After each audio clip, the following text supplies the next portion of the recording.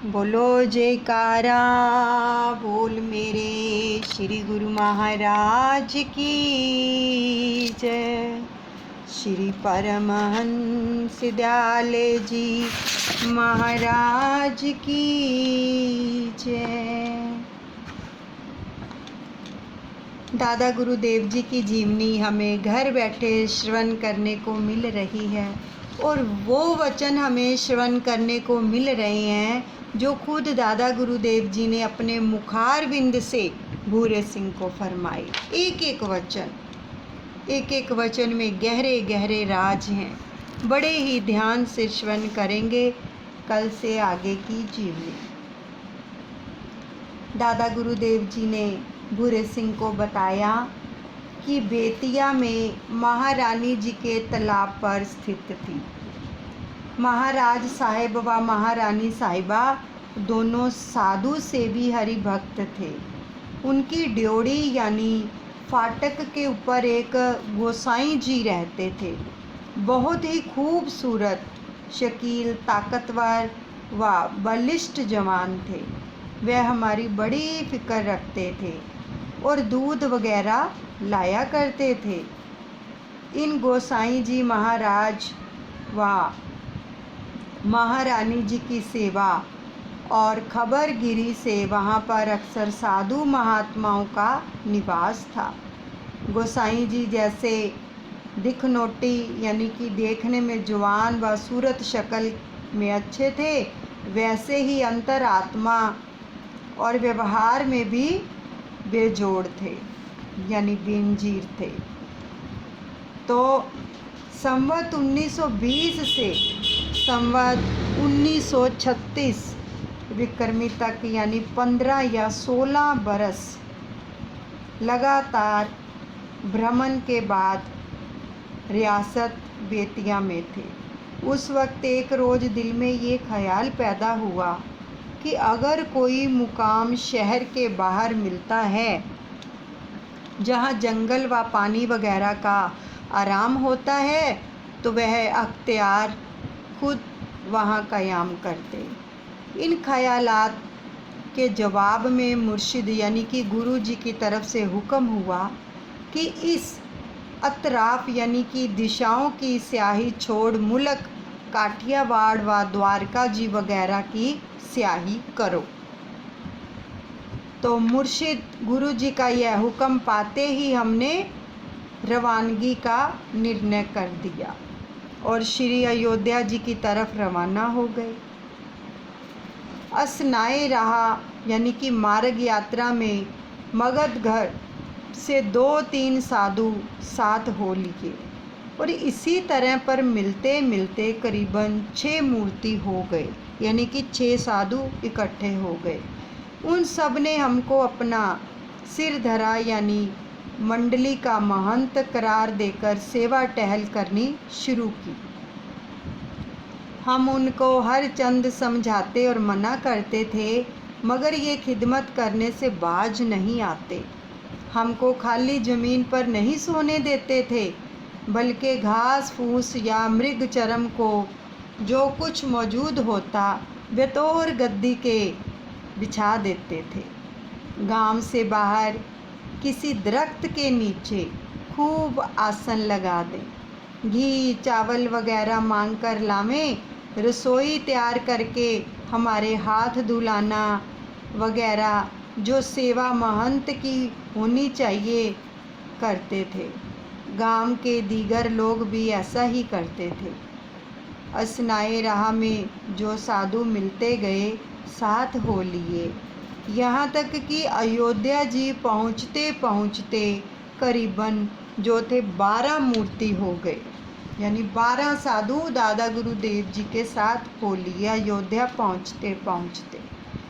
तो पहले तो हमारा इरादा द्वारका जी तक ही था मगर असनाए राह में जो साधु मिलते गए उनकी वजह से फ़िलहाल मथुरा वृंदावन तक का हुआ।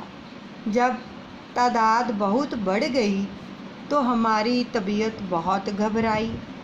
कुछ तो हम उन लोगों के तकल्लुफ़ से परेशान थे। हम जो था।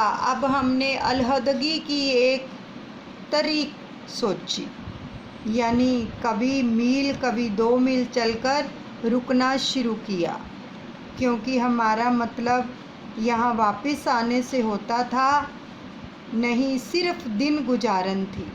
मगर उन लोगों को यात्रा करके अपने स्थानों को वापस आना था, इसलिए उनका हर्ज होने लगा।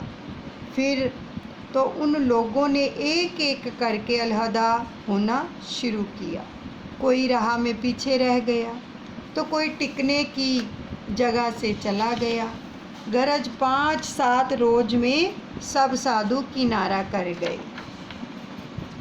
सिर्फ एक शख्स जो था वो हम रह गया।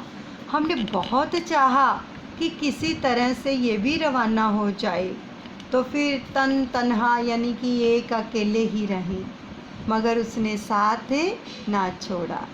अलबत्ता बतौर जिक्र मजकूर यानी कि पूर्वोक्त के विषय में अक्सर यह कहा करता है कि वे लोग जो चले गए हैं अब मथुरा जी पहुंच गए होंगे और ब्रज की सैर करते होंगे। देखो हम कब पहुंचते हैं। तो हमको उसकी हालत पर बहुत ख्याल हुआ कि इसको साथ छोड़ना भी मंजूर नहीं है और उन लोगों के पहले पहुंचने का भी अफसोस और ईर्ष्या है। तो आखिरकार उसकी हालत पर ऐसा रहम आया और सोचा कि किसी स्टेशन मास्टर से जाकर उसकी सिफारिश करके इसको हम टिकट दिला दें। हमको घर छोड़े अरसा 16 या 17 बरस हो गया था। दादा गुरुदेव जी फरमा रहे हैं कि उनको घर छोड़े 16-17 बरस हो गए थे जब वो छपरा से उन्होंने वहाँ से निकले थे भ्रमण के लिए। मगर इस अरसा में चाहे अपने वास्ते ख्वाह सिफारिश तौर पर कभी किसी शख्स से चूँकि निर्भर नहीं हुए थे, इसलिए कुछ पसोपेश यानी कि दुविधा था। मगर उसकी हालत ने मजबूर कर दिया और हमने सोचा कि अब संग छोड़ना ही बेहतर है, क्योंकि साथ रहने से आराम व आज़ादी नहीं है, बल्कि उसके मोह और संग से आज सवाल याचना करने तक की नौबत आ गई। साधुओं को संग बिल्कुल तज्या है।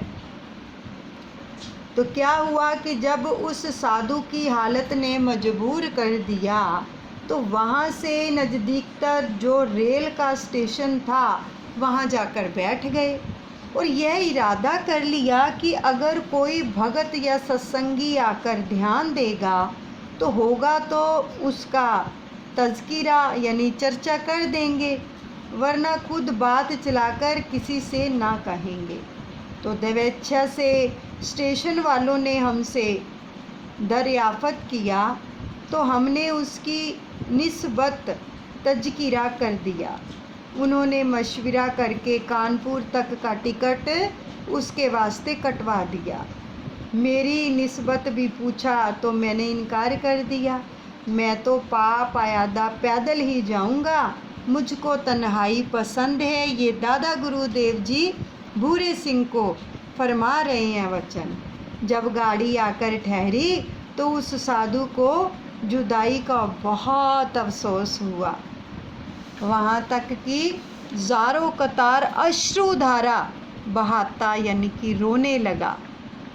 कितना सानिध्य मिला उसको दादा गुरुदेव का, जो कि अश्रु बहाने लगे जाते समय। बावजूद इसके कि स्टेशन वालों ने हमको अपने पास ठहरने का जो मंसूबा कर लिया था, मगर उसकी हालत देखकर मुझको भी कह सुनकर ऐन गाड़ी की रवानगी के वक्त बिठाल दिया और रेलवे गार्ड से मेरी निस्बत बहुत कुछ कह दिया। जिस वक्त उस गार्ड का इलाका ख़त्म हुआ तो उसने दूसरे गार्ड से सिफारिश कर दी। हमको यह मालूम ना हुआ कि आया गार्ड मुझको बेतौर खुद लाया या उन लोगों ने आपस में कुछ हिसाब किताब कर लिया था, क्योंकि मेरे पास कोई टिकट नहीं थी। अलबत्ता गार्ड हर एक स्टेशन पर आकर पानी वगैरह के लिए दरियाफ़त कर लेता था। और कुछ बातचीत भी करता जाता था। हमराही साधु का टिकट कानपुर तक का था, इसलिए वहाँ पर गाड़ी से उतर पड़े। मगर हमको इस बात का बहुत ख्याल रहा कि देखो संग दोष से यहाँ तक की नौबत आ गई। तो क्या हुआ कि कानपुर से रवानगी के वक्त वापसी का इरादा ना था, सिर्फ दिन गुजारन से मतलब था। गरज कभी पूर्व कभी पश्चिम, इस तरह से रमते हुए पापयादा मथुरा जी पहुँचे। यहाँ पर महापुरुष के दर्शन हुए, बहुत ही शफ़क़त और मेहरबानी से पेश आए और शक्ल देखते ही कहने लगे कि परमहंस राम याद आओ, मिलो। और बड़े तपाक और मोहब्बत से मिले। उनसे मिलते वक़्त किस्म किस्म के शाहाना बाजे की जो समायत ध्वनि और आत्मा में ऐसी प्रसन्नता और प्रकाश मालूम होता था कि जिसका वर्णन नहीं हो सकता। प्रकाश में ना गर्मी मालूम होती थी ना सर्दी, एक अजब आनंद था। सुबह 4 बजे के चांद की चांदनी के समान सुहावना था।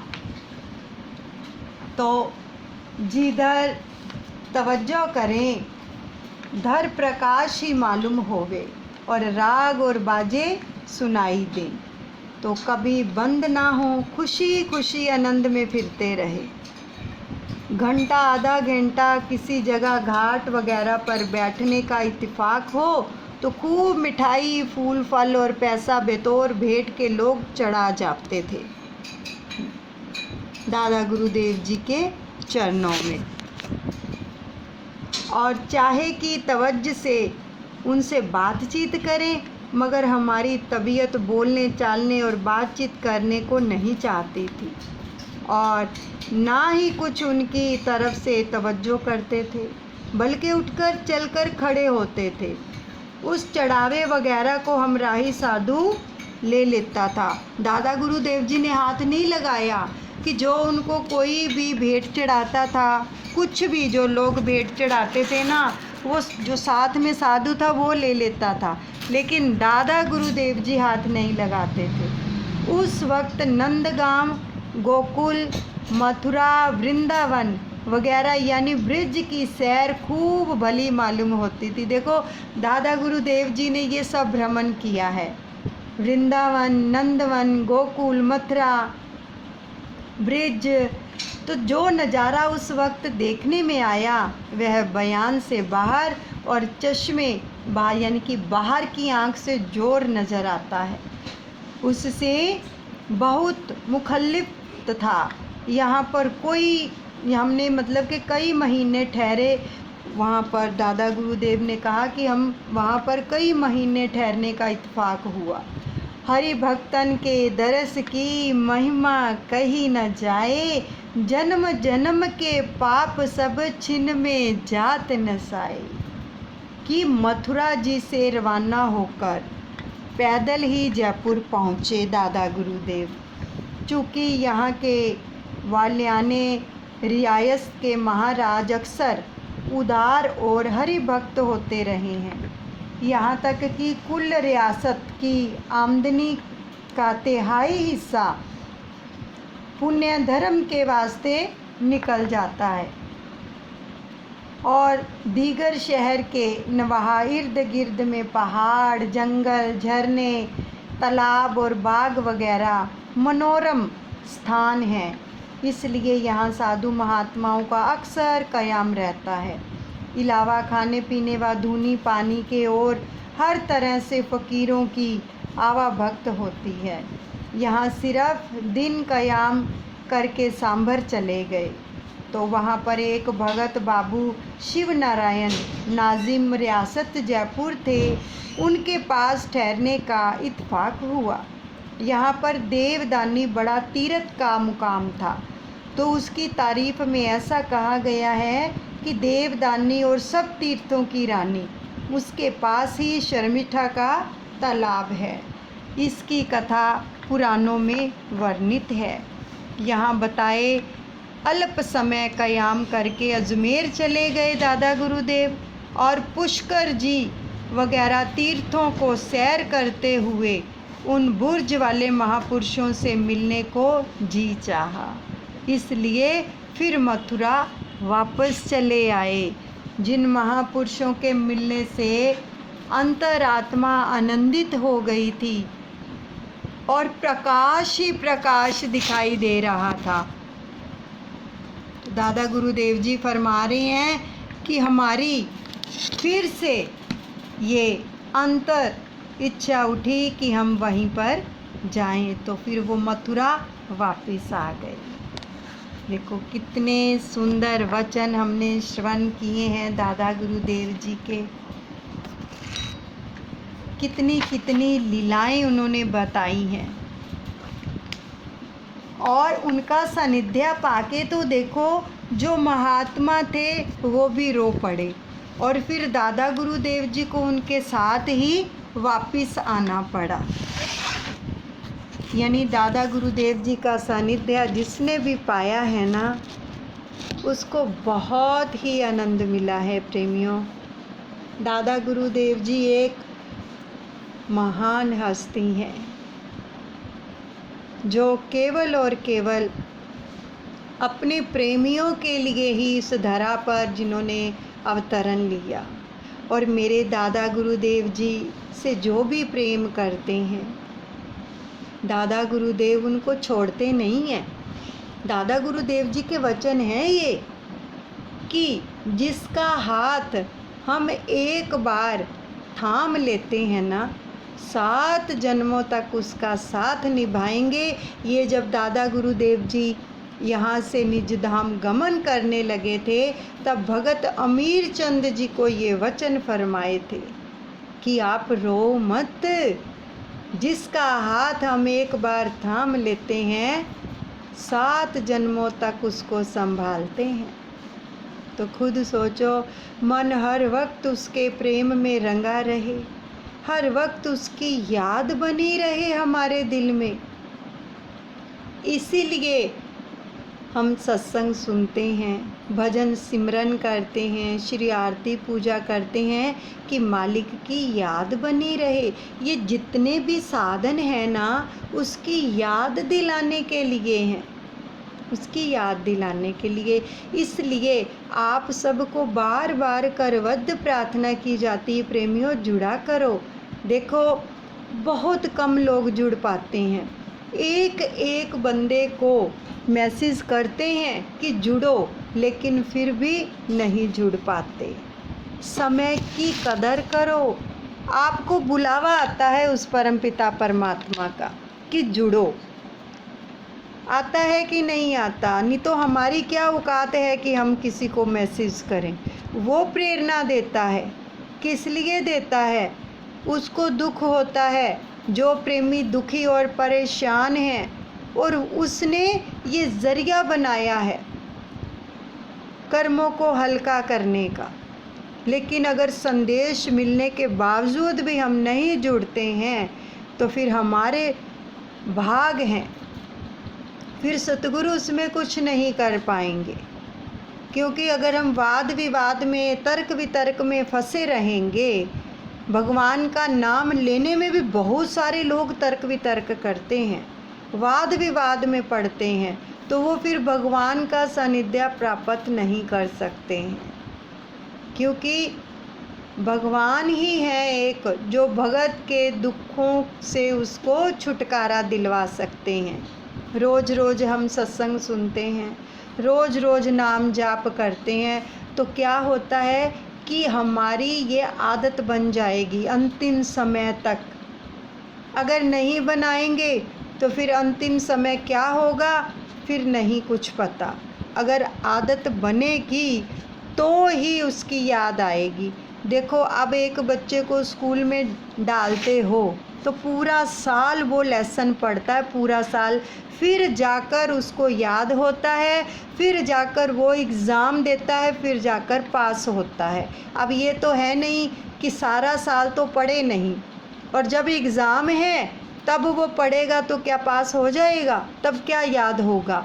इसलिए प्रैक्टिस करता है हर कुछ, पूरा साल हर विद्यार्थी प्रैक्टिस होती है, पूरा साल उस लेसन को याद करते हैं।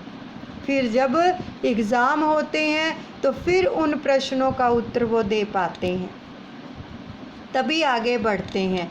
तो इसलिए अगर हम कहें कि हमारे पास तो समय ही नहीं है, फिर ले लेंगे भगवान का नाम, तो फिर तो रोग आ घेरेंगे, क्या करेंगे? कोई भी रोग आके घेर लेगा, तो भगवान का नाम ले पाओगे? नहीं लिया जाएगा, फिर तो रोग की तरफ ही ध्यान रहेगा। क्यों? क्योंकि पहले से ही आदत नहीं डाली है। इसलिए दादा गुरुदेव तो हम पर कितनी कृपा कर रहे हैं। घर बैठे एक एक बंदे को मान लो खींच खींच कर घर से निकाल रहे हैं कि आओ आओ अपने दुखों से छुटकारा पाओ। लेकिन फिर भी अगर हम नहीं जुड़ते तो हमारे भाग हैं, लेकिन हम तो उसके सेवादार हैं, चाकर हैं। जैसे वो प्रेरणा देता है वैसे संदेश आप तक पहुंचाया जाता है। अब आना ना आना आपके ऊपर निर्भर है। देखो घर बैठे मिल रहा है ना, कहीं जाना तो नहीं पड़ रहा कि तैयार होके जाएंगे, समय निकालेंगे।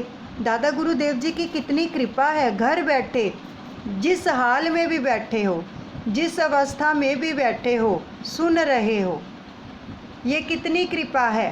कोई देख नहीं रहा आपको कि आप कैसे बैठे हो, किस हाल में सुन रहे हो, लेकिन भगवान का नाम तो कानों में पड़ रहा है कि नहीं पड़ रहा?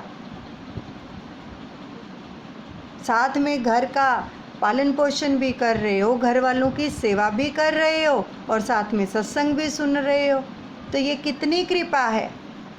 इसको कृपा नहीं कहेंगे तो क्या कहेंगे? इसलिए जुड़ा करो प्रेमियों। सत्संग पावन गंगा है जिसके अंदर मंजन करने से करोड़ों पाप नाश हो जाते हैं। सत्संग है मान सरोवर, सुखों की खान बंदे, सत्संग से ही मिलते हैं सचमुच भगवान बंदे।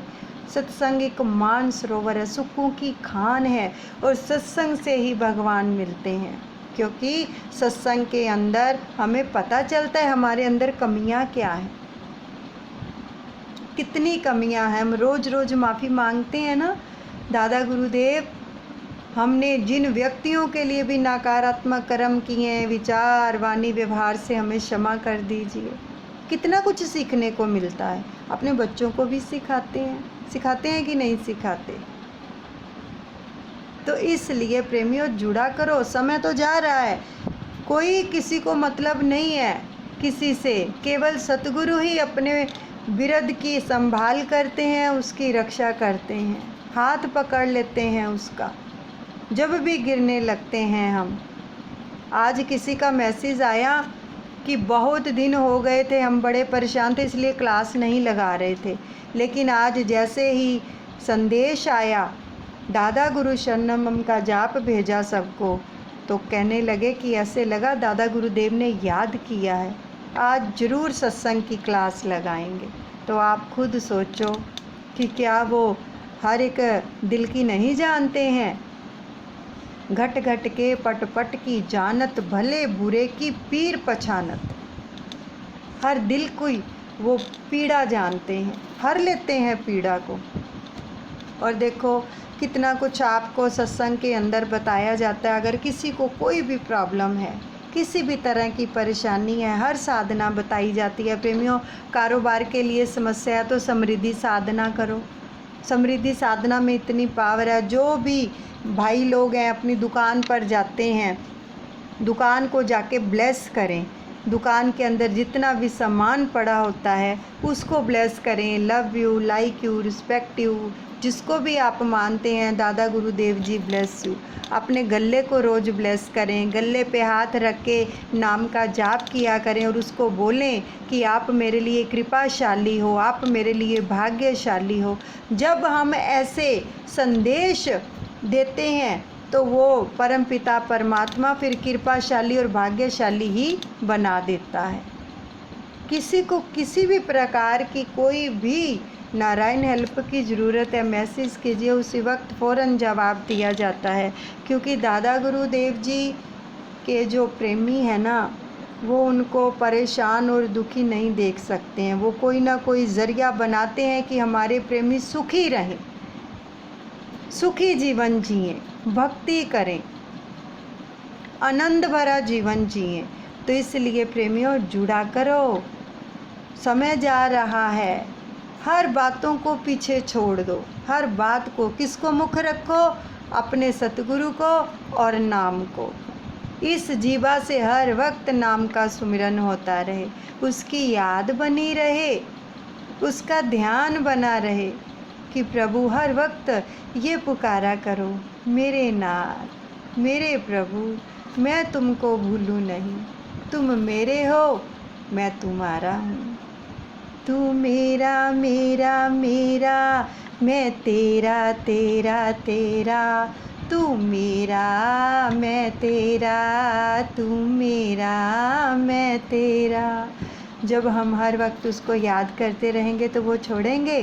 कभी नहीं छोड़ेंगे, हमारी परेशानियों का हल भी करेंगे। तो इसलिए मेरे दादा गुरुदेव आप सबका मंगल करें, आप सदा खुश रहें।